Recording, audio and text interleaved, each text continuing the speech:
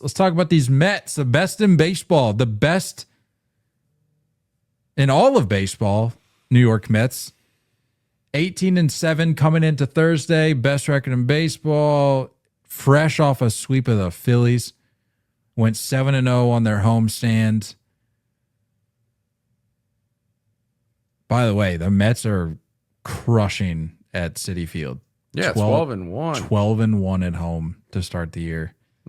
Best home start in franchise history. I'm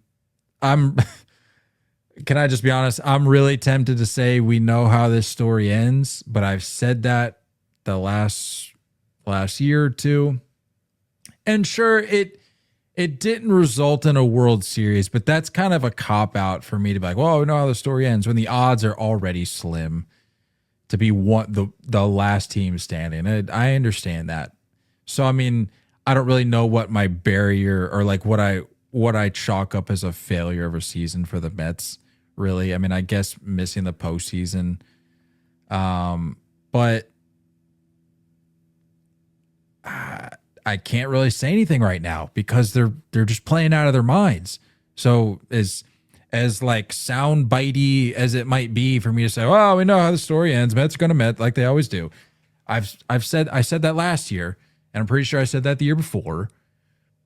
And you know, the results are, I guess, better at the end of it when it comes time to really look at how the season went, maybe than I had predicted it would go. But I don't know. It's a confusing. I'm on the fence too. It's a confusing situation. I'm on the fence because, like, on one side, and I say this because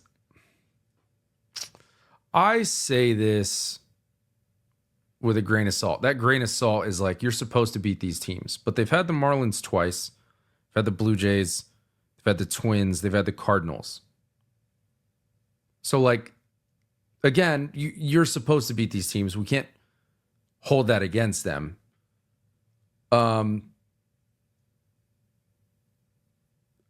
Their pitching looks really good, but like, is that going to last the whole year? Well, say what you will about Frankie Montas.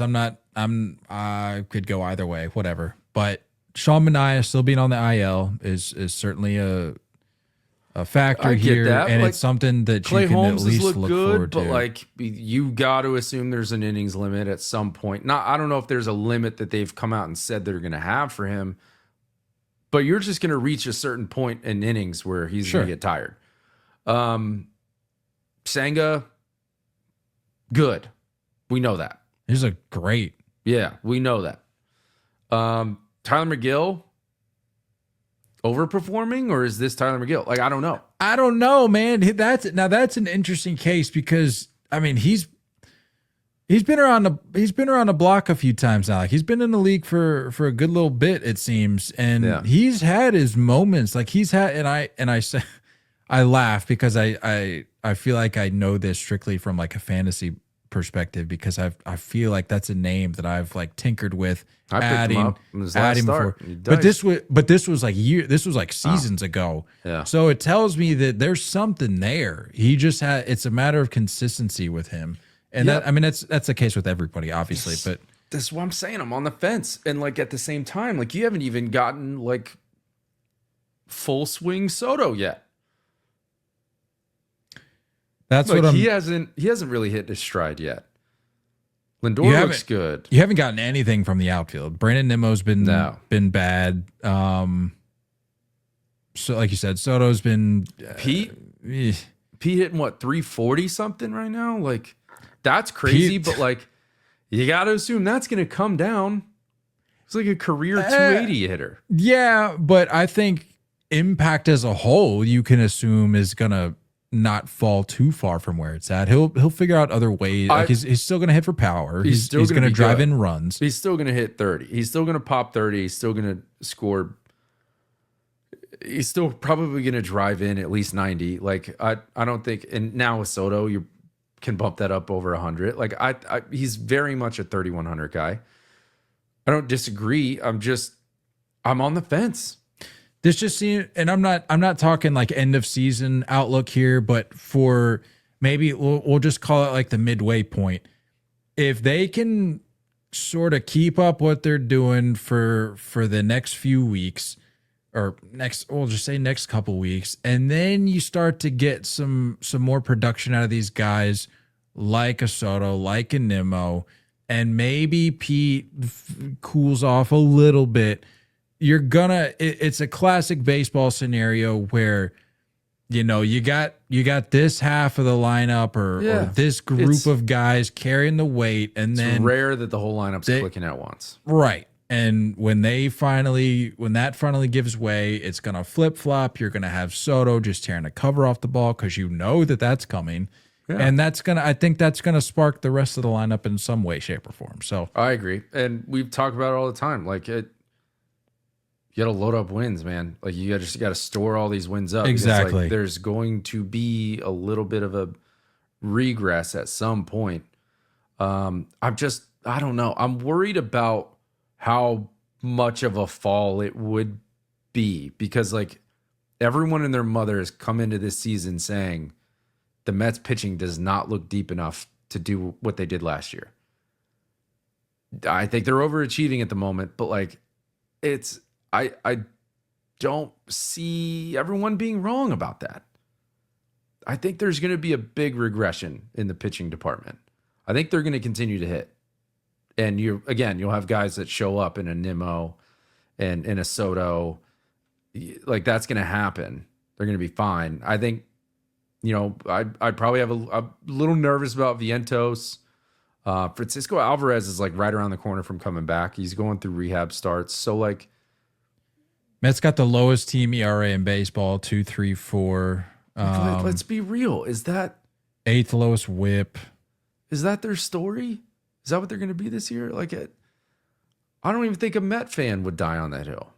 3rd most strikeouts in baseball as a staff, 239.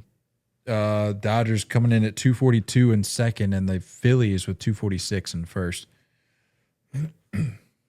I'm That's on a the good point. fence, though. That's a good point. Is this going to be a situation where that comes down to earth?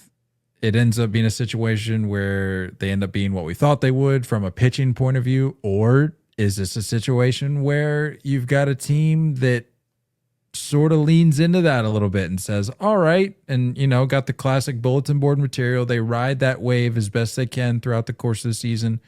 And we are looking at a team that's got one of the better staffs in baseball when it's all said and done at the end of the year. I'm interested to see if Soto is going to start having fun. Because it just doesn't look like he's having a lot of fun right now. It doesn't look like no. Like, for a guy that's very charismatic in the way he plays, it just doesn't look like he's has fun. I don't know.